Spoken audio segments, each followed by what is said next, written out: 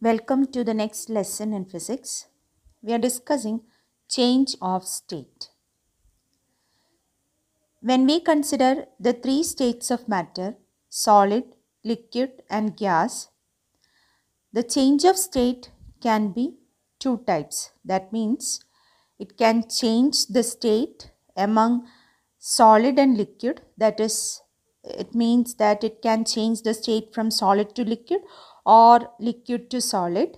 Likewise, there can be a change of state from liquid to gas or from gas to liquid. So, between solid, liquid and between liquid and gas, there can be change of state. Let's discuss first one, that is between solid and liquid. We consider ice, which is the solid state of water. So when ice is heated, what happens? So if the temperature of ice is below 0 degrees Celsius, when we heat that ice, its temperature rises. Its temperature rises to 0 degrees Celsius. And if we heat ice at 0 degrees Celsius, we can see that there is no change in temperature till the whole ice gets melted. So melting of ice is the change of state from solid to liquid. So when change of state takes place, there will not be any change in temperature, but continuously the heat is supplied to the sample. So what happens to that heat supplied? The whole heat supplied is utilized to change the state, that is from solid state to liquid state. So this is a common observation that whenever change of state is taking place, the temperature remains constant. So here in the case of ice, when it melts, its temperature remains constant, and that temperature, as we know, it is 0 degree Celsius. And the temperature at which, or the constant temperature at which the solid changes its states to liquid, that temperature only we define as melting point. So melting point of ice is 0 degree Celsius. Now when the whole ice is melted, then even after that, if we supply heat to the sample, now the sample is in water state. So the water, it will be absorbing heat and it gets heated and its temperature rises from 0 degrees Celsius to 100 degrees Celsius. So up to 100 degrees Celsius, there will be a linear increase in temperature. When it reaches 100 degrees Celsius, thereafter, we can see that the temperature remains constant at 100 degrees Celsius. And what happens is this: water, it boils and it changes its state from liquid to gas. That means it vaporizes. So at that stage also, there is a change of state, that is from liquid to gas. So at that point also, there is no change in temperature. So whenever there is change of state, there will not be any change in temperature. Change of state, it takes place at constant temperature. So boiling point, we can define it as the constant temperature at which the liquid changes to gas. Or in other words also, we can define this boiling point and melting point. When we consider the process of boiling, we can say that when a liquid boils, actually two phases of the substance, that means liquid and gas, they coexist. For example, when water boils, we can see that you have water along with steam. So both the water and steam, they coexist at that particular temperature. Okay, so we can define the boiling point of a liquid as the constant temperature at which both the liquid phase and the gaseous phase coexist. Likewise, when the ice melts, we can see that both ice and water are there. That means both the states, that means solid and liquid state, they coexist. So we can define the melting point as the constant temperature at which both the phases, that means the solid phase and liquid phase of a substance, coexist. This graph shows the case of a sample of ice getting heated. Here we are considering ice to be at temperature 0 degrees Celsius. So the part of the graph shown here, that is this part of the graph, that shows the time duration at which the ice melts. So at that time there is no change in temperature. Temperature is 0 degrees Celsius. And thereafter, this portion of the graph, it shows the process in which the water is heated from 0 degrees Celsius to 100 degrees Celsius. Then this portion of the graph, it shows the process of boiling. That means at which it changes its state to gas or steam or vapor, we can say. So that change of state. So whenever the change of state is taking place, temperature remains constant, and in the time temperature graph, the graph will be a straight line parallel to the time axis. So that parallel portion which is parallel to the time axis, it shows the process of change of state. So melting means the change of state from solid to liquid. Fusion is the reverse process. That means liquid changes its state to solid. We can say water fuses to form ice, like that.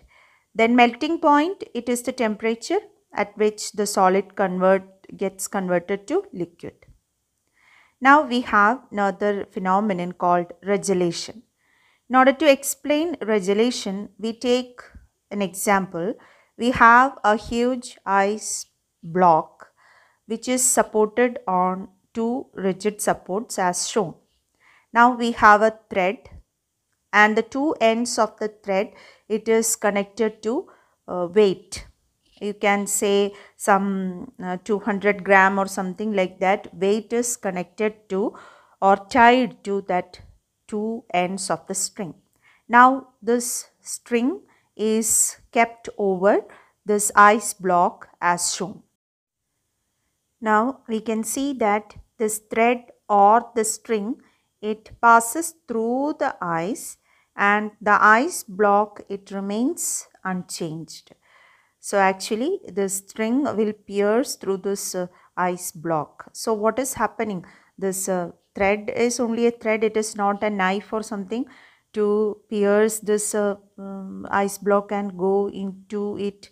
It's not like that. So what is happening is this: when we keep the thread over the ice block, where this thread is in contact with the ice block, there, due to this weight which is attached to the ends of the string, there will be a pressure exerted on the surface of that ice block where it is in contact with that string. So with the exertion of this pressure, the melting point, it decreases.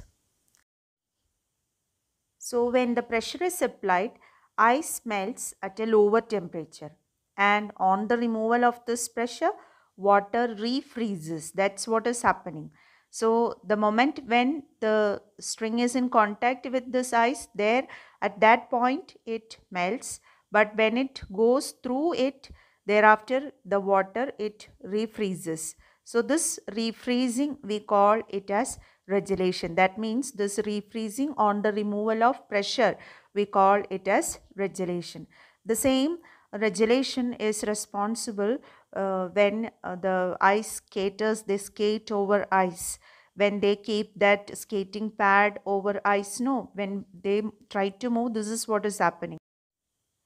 Where the skating pad comes in contact with this ice, there, with the application of pressure, that water layer is formed.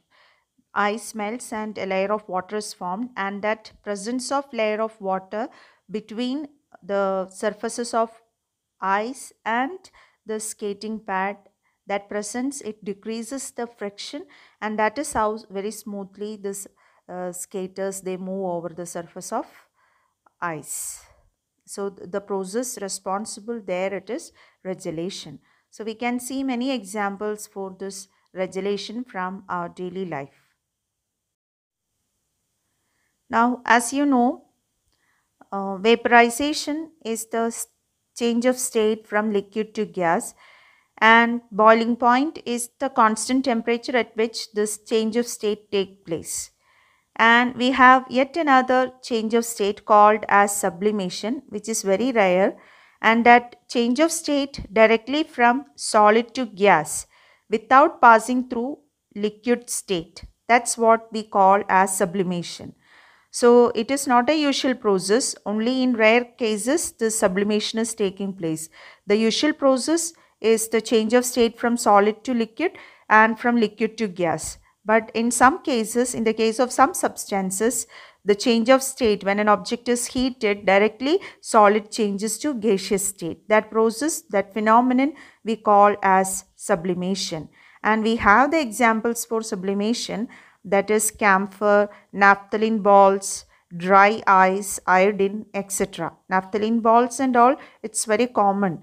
And you can see the change of state as we keep the naphthalene balls in the wash basin and all. No, as the time goes, you can see that the size of the naphthalene balls get reduced. That change in the size, it means it is getting evaporated. That's what. Now we have yet another graph, which is temperature versus heat. So same type of graph you can see.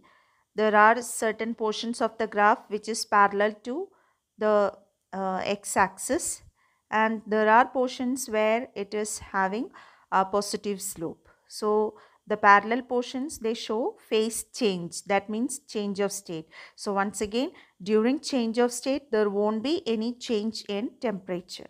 Change of state takes place at constant temperature. Now let's discuss next physical quantity called latent heat of fusion. So far we were discussing about change of state, and we already discussed during change of state there is no change in temperature. So what is happening during the change of state? Actually, the amount of heat absorbed by the substance during change of state is used to change the state, either from solid to liquid or from liquid to gas. And the amount of heat required to convert 1 kilogram of solid substance completely into liquid at its melting point without any change in temperature is defined as latent heat of fusion. So we need to consider 1 kilogram of substance, and the heat required for the conversion of the whole 1 kilogram into liquid at the constant temperature of that substance, that means the melting point at that temperature without any change in temperature, the heat required for that change of state from solid to liquid, we call that heat as latent heat of fusion. It is represented by the letter LF. Why it is called latent? The word latent means hidden, because we already discussed there is no rise in temperature during change of state. That is why we call that heat as latent heat of fusion. So from the definition we can write LF, that means latent heat of fusion, is equal to Q by M, where Q is the amount of heat required to change the state of M kilogram of substance. So to change the state of M kilogram of substance from solid to liquid, the amount of heat required is Q. So we have the specific or latent heat of fusion as LF is equal to Q by M, or Q is equal to M into LF. So this equation we need to solve problems and all. Okay, when there is a change of state, the amount of heat absorbed by the substance is given by M into LF when the change of state is from solid to liquid. When it changes the state from liquid to gas, we have another latent heat, that is called latent heat of vaporization, and it is the amount of heat required to convert 1 kilogram of liquid substance completely into gas at its boiling point without any change in the temperature. So that amount of heat to change the state from liquid to gas without any rise in temperature of 1 kilogram of liquid, that we call as latent heat of vaporization, which is represented by the letter LV. So as we discussed previously, we can write LV equal to Q by M or Q equal to M into LV. So during the process of change of state from liquid to gas, the amount of heat absorbed by M kilogram of liquid is given by Q equal to M into LV, where Q is the amount of heat, M is the mass, and LV is the latent heat of vaporization. Now here we have the table showing the melting point and boiling point of different substances along with their latent heat of fusion and vaporization. Now we have a problem. Example 11.4. When 0.15 kilogram of ice at 0 degrees Celsius mixed with 0.3 kilogram of water at 50 degrees Celsius in a container, the resultant temperature is 6.7 degrees Celsius. Calculate the heat of fusion of ice. Specific heat capacity of water is 4186 joule per kilogram per Kelvin. So what we are asked to find is the heat of fusion of ice, latent heat of fusion of ice. To solve this problem, we use the principle of calorimetry also. Here, 0.15 kilogram of ice at 0 degrees Celsius is kept in contact with 0.3 kilogram of water at 50 degrees Celsius. Then finally, the resultant temperature becomes 6.7 degrees Celsius. So actually 0.3 kilogram of water at 50 degrees Celsius, it loses heat energy, or its temperature decreases. But in the case of ice at 0 degrees Celsius, first it melts and then its temperature rises from 0 degrees Celsius to 6.7 degrees Celsius. And as we know, heat lost by 0.3 kilogram of water at 50 degrees Celsius, which was at 50 degrees Celsius, is equal to heat gained by this ice, which is used to change the state and also to raise the temperature from 0 degrees Celsius to 6.7 degrees Celsius. So this is the logic which we will be using, and we need to find heat of fusion of ice. So first we will write what is the amount of heat lost by water. The amount of heat lost by water, it is M into SW into T final minus T initial.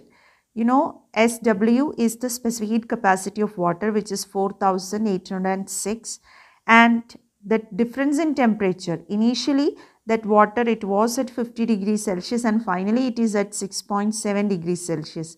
So that difference in temperature, it becomes 50 minus 6.7. So we have the heat lost by water as 0.3 into 4186 into 43.3. So we have 54,376.14 joules. That is the amount of heat lost by water. Now, heat required to melt ice we need to find, and also the heat required to raise the temperature from 0 to 6.7, because the amount of heat lost by the water at 50 degrees Celsius is used for two purposes.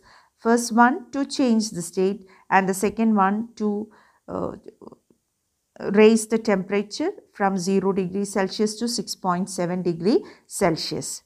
So finally, heat required to raise the temperature of ice water to final temperature, we have M into SW into theta F minus theta I. Here theta F is 6.7 degrees Celsius and theta I is 0 degrees Celsius.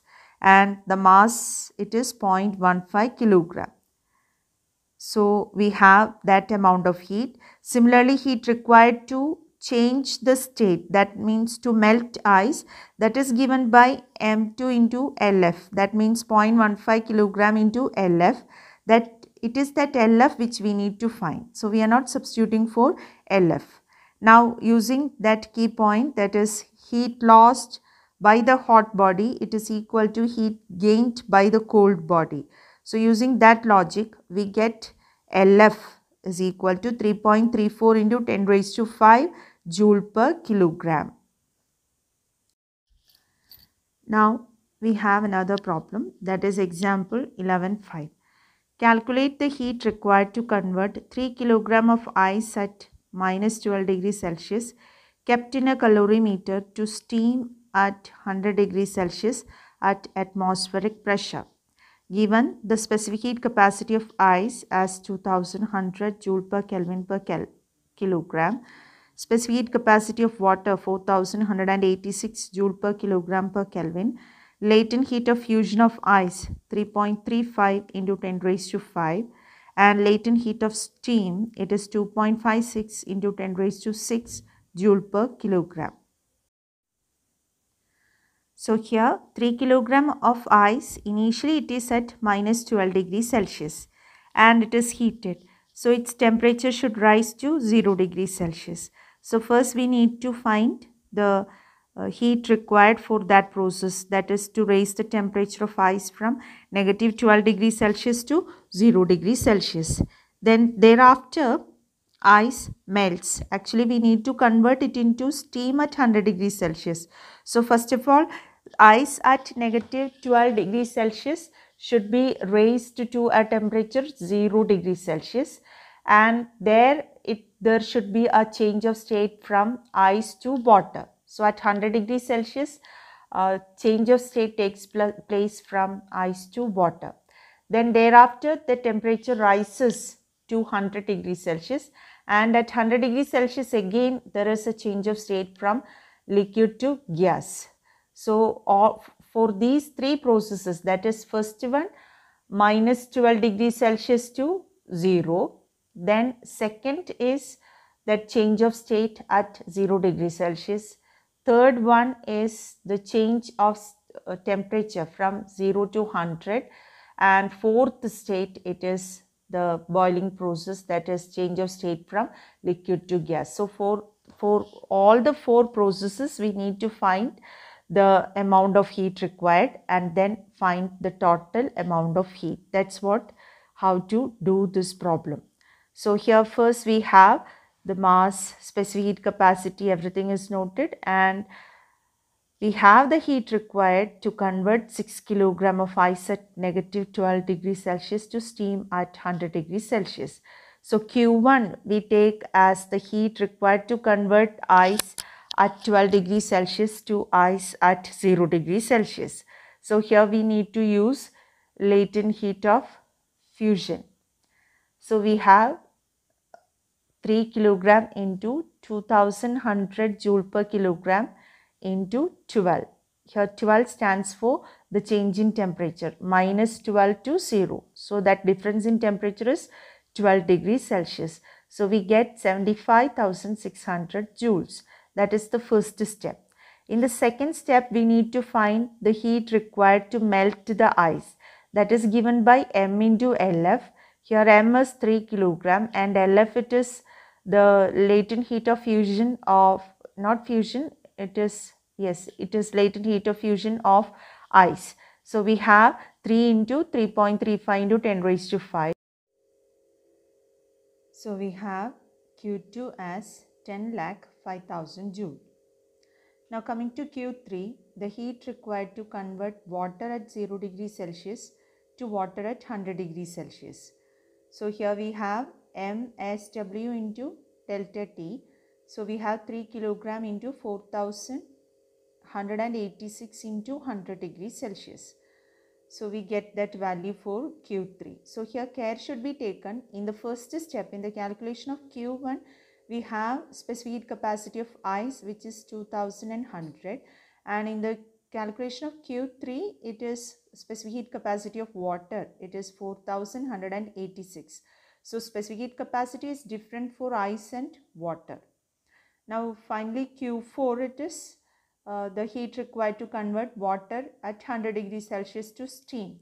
So M into LV we can write. So we have 3 into 2.256 into 10 raised to 6, and we have that value. And finally, to get the total heat, we need to add Q1, Q2, Q3 and Q4. So we get the answer as 9.1 into 10 raised to 6 joule.